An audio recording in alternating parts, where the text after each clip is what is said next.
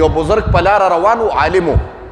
اوس خبره کومه نو چې ته اوږې شوي ډېر زیات اوږې و پخوا خو ډېر فقر و نو دریاب چېته سیو را روان کړي و جي د خدای یره ویمه بیا به یره پیدا شي مانه د حرامو نه به ستا په زړه کې کرکه پیدا شي بیا به حرام نه کې د چا حق به بیا نه خورې د الله یره به ستا په زړه کې پیدا شي خو چې قرآن او حدیث ته کښېنې وی هغه بزرګ په لاره را روان و د سمندر بحر په غاړه نو یو سیو یې را روان کړی نو د زر هغه سیو راونیو ویې خوړه چې سیو یې وخوړه نو چې کله موړ شو نو زړه کې دا دغه پیدا شي چې بی دا سیو خو زما نو دا د چا سیو نو د سمندر د پاسه داسې بره بره ته چې دا سیو د کوم ځای نه راوړی دی نو چې بره ته هلته د سیوانو یو باغ و دی پوه شي چې دا سیو د دې باغ نه را پرېوتې اوس خوف خدا ویم د خدای نه یره څونه وه وایي دا سړی کېناسته 2-3 شپې مسلسل د عالم دین هغه باغ کې وکړې او مالک ته په انتظار دی چې یو سیو مې خوړلی دی د دې اجازه غواړم الله دې معافي وکړي موږ خو په حرامو داسې پراته یو لکه اوبه چې څکو د بل حق هم داسې ګیر کړی دی لکه اوبه چې څکو او د خدای په ذات ته قسم خورم الله وایي زه به تا سره د یوې ستنې حساب کتاب هم کومه چې ستنه د اتانې څلور کېږي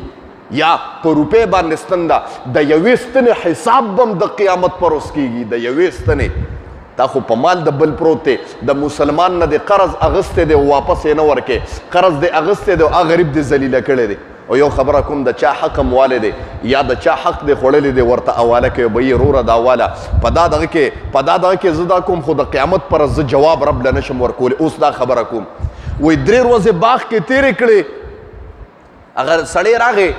د باغ مالک چې دا نوجوان 3 ورځو نه باغ کې ناست څه کوي سره ته خخی څه بس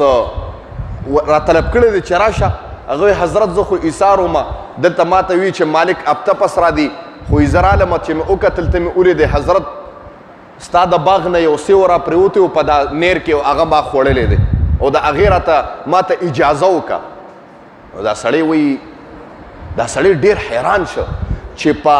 بحر کې سیو پرېوتی دی او 3 ورځې ورسره دلته شپې م وکړې د یو سیو دپاره اړه کې پیدا شو چې ده کې دومره د خدای نه یره ده نو ده پې امتحان کو وایي داسې کار دی چې دا به درته هله بخم چې باغ کې لږ خدمت وکړې هغوی قسم د خدمت ته م تیار یم یو سیو یې وخوړلی و جي په ناخطایۍ کې باغ کې خدمت وکړه هفته پس بیا راغی مالک او وایه بھئی حضرت جي لګیا یم خدمت کوم معافي دې کړې ده که نه هغه ته یو بل شرط دی وی حضرت هر شرط ته تیار یم خو د قیامت پر چې بربند الله ته ولاړ یم او ته ما هغه وخت کې د مرۍ نه ونیسې چې وایه اوس د سیو بدله راکوه ما سره به د قیامت پر ورځ اوس تیار یم وایه چې څه وی ستا غلامۍ ته تیار یم په دا یو سیو کې تا سره ټول عمر غلامۍ ته م تیار یم حضرت ته خو لا یو هفته کار یادی جي د خدای یره دومره وه الله دې مونږ کې داسې یره پیدا کړي ټول امین وایي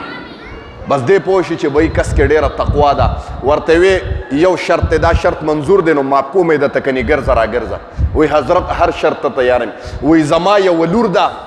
خو هغې کې عیبونه دي یو دا چې په سترګو ړنده ده او بله خبره په غوږونو کڼم ده او بله خبره کوم په ژبه باندې ګونګیم ده او بله خبره په خپو باندې معذورم ده د هغې دپاره د نکاح ضرورت دی څوک ورسره نکاح نه کوي دې ته نکاح کولی شي هغه حضرت ډېره ناجایزه فایده دی واخېسته په سترګو م ړنده د حضرت نو څه به کوم ورسره په غوږونو م کڼه ده څه اوریم نه اوس که په څه ورمنډه کوي نو زه به ورته مور زلختې دی نو حضرت په غوږونو م کڼه ده دا څه کوي چې ګرځېدی نه شي ړندم ده نو لاش راته حواله که مړې به ګرځومه نو دا خو ته لور ماته نه حواله کې دا خو ماته د ټول عمر غم حواله کې حضرت ته هغه ورته که دغې نکاح ته تیارې او زما د لور سره نکاح کولی شي دا په سترګو ړندم ده په غوږونو کڼم ده په ژبه چاړیم ده او په خپو باندې معذوره ده که د دې نکاح ته تیارې بی سیو درته بخم ورنه والله په بالله که دا سیو درته وبخم د قیامت پر ورځ به ستا مرۍ یو زما بلاسي هغه ته پته و چې د خدای نه پکې یاره دی وایي حضرت بس تیار یم جي دې ته م تیار یم جړلې په باغ کې ورته حضرت ظلم دی خو تیار یم نکاح وشوه جي چې کله شپې له کوټې ته ورغې توجه شته که بند دی کوم دته زه مړه نیمه کې بند کو دا شپې والا به سبا خبره وکړو داسې م خوښه ده انشاءالله اواز نه راځي نو ښه صحیح ده ستا به شپې ته تعبیره جوړ صحیح ده الله د خیر کله شپې له وردن نشه حضرت جینۍ ولیده ډېره ښکلې وه الله ډېر حسن ورکړی په سترګو هم صحیح وه په غوږونو هم صحیح وه په لاسو خپو م روغه وه دې زر بار راووته جوړ پردی کوټې ته ننوتی یم هغې وله اواز ورکړی وایي راځه زه یم جي وایي زما پلار چې انتخاب کړی دی سیو والتی چې زموږ د باغ سیو دی خوړلی دی وایي تا ته هم پته لګېدلی دی او که نه زه خو یې ډېر شرمېدم کس دن نشي جي کوټې ته وایي زه یم دې ډېر حیران دی چې ستا پلار خو ما ته بل څه ویلي او نور خو الله تعالی ډېر حسن درکړی وایي حسن څه کې الله زه د قرآن حافظ او د 1 لاک احادیث راته د یاد دی ټول شوق سره سبحان الله عام ښځه نه وه جي د قرآن حافظ او عالم هم وه الله پې رحم وکړه دویم خوف خدا و پکې د خدای نه یره وه نو د رب ذات هم ډېر غیرتي دی الله بیا ډېرې ښکلې فیصلې کوي وایي چې نکاح وشوه بار راووته په اشکال کې پروت دی سخر نه به تپوس کومه چې دا سخر ما سره ولې دوکه وکړه دروغ یې ما ته ولې وي سخر سره میلاو شه حضرت تا خو ما ته دروغ ویلي وایي قسم ده که مې درته دروغ ویلي دا مې درته صحیح خبره کړې ده وایي په سترګو مې درته معذوره ځکه ویلې ده چې زما لور په ټول عمر کې زما نه ما سیوا چاته سړی په ټول عمر کې نه دي لیدلی او په غوږونو ځکه کړنه ده چې زما د اواز نه ما سیوا په ټول عمر کې زما لور چاته د سړي اواز نه دی اورېدلی او په خپو درته معذوره ځکه ویم چې زما لور په خپو معذوره ځکه ده چې په ټول عمر کې چاته د کوټې نه بار نه دروتی ټول شوق سره سبحان الله و چې دونه تقواداره ښځه ده نو اوس خبرم کوم زما محترمو وایي الله تبارک وتعالی چې کله نکاح وشوه صحبت یې وکړه د هغې نه وله الله کال پس بچي ورکړه هغه بچي نعمان بن ثابت امام ابو حنیفه رحمت الله علیه ټول سبحان الله وایي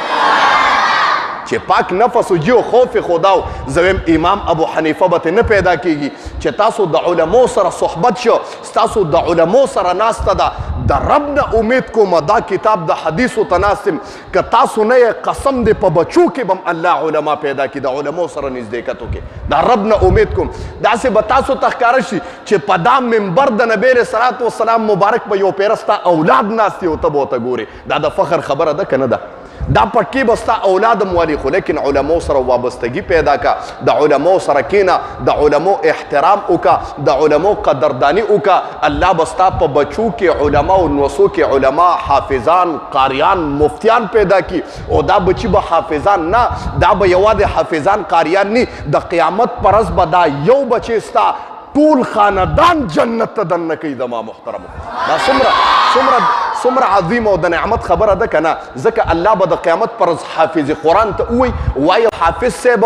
قرآن تلاوت کوو بره په جنتونو باندې خیجه حافظ قرآن به الف لام میم نه شروع کی او تر والناسه پورې به ختم کی د جنت په اخیرنۍ پوړې به ودرېږي الله به ورته وایي دا ستا ځای دی د حافظ قرآن به وایي الله تا خو دنیا کې وعده کړې وه چې تا سره به 10 کسان دننه کوم نو هغه ورته وایي رب به ورته وفرمایي دننه که خو داسې کسان به هم نه دننه کوي داسې کسان به جنت ته دننه کوي چې جهنم پې واجبي ربه دا 10 ما سره دننه که په هغې کې د ټولو نه مخکې به والدیني وروڼه خویندې بیا یو عالم سړی چې ستا بچی عالم شه قرآن زده که په منبر کېناسته الله به ورته وایي وایه څونه دننه کې دی به ورته وایي ربه زما خاندان دننه که د قیامت په ورځ به الله وفرمایي قسم دې ته علم زده کړی قرآن حدیث ته زده کړی د هغې په برکت باندې ته اهل یادې په دا اسمان کې چې څومره ستوري دي د ستورو موافق ټول اولاد ټول اهل دننه که وایي یو عالم به د ستورو مره خلک جنت ته دننه کي زما محترم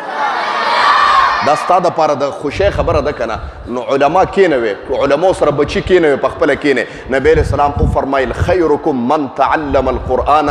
بهترین خلک په دنیا کې او ما پیغمبر او محمد ته خوښ خلک په دنیا کې هغه دي چې قرآن او حدیث ته ناست دي زده کړه کوي وعلمه او قرآن او حدیث بل ته زده کوي الله مونږ چې کوم درس ولسته خدای خپل دربار الهي کې قبول او منظور کړي د دې درس په برکت باندې حاضر مجمع ته خدای په نظر د رحمت او شفقت باندې خدای وګوري الله په دا درس کې سپینګیري ناستي ماشومان دي خدای طالبان دي نوجوانان دي خدای سپینګیرو عمر کې برکت واچي الله نوجوانان د دین سره خدای وابسته کې ماشومان خدای با عمل عالمان حافظان قاریان مفتیان کې الله دا کلی په منځ کې اتفاق او اتحاد خدای نصیب کې په دا مجلس کې خدای کاروباریان ناستي خدای کاروبارونو کې برکت واچي د چا رزق کمزور دی خدای په رزق کې برکت واچي څوک قرضداري دي خدای د قرضونو نه اخلاص کې قرض خدای په خپل دست قدرت باندې ختم کې.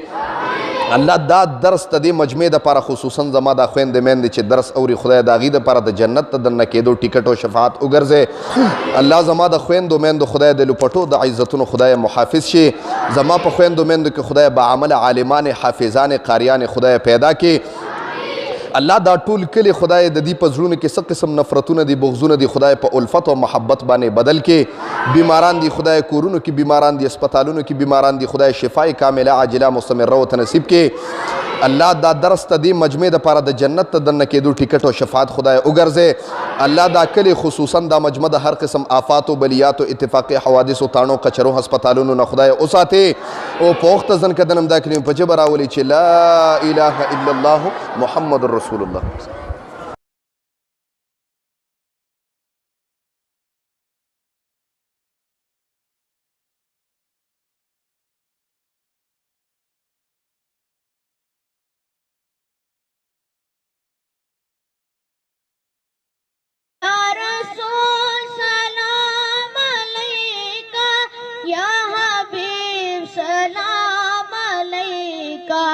सलाम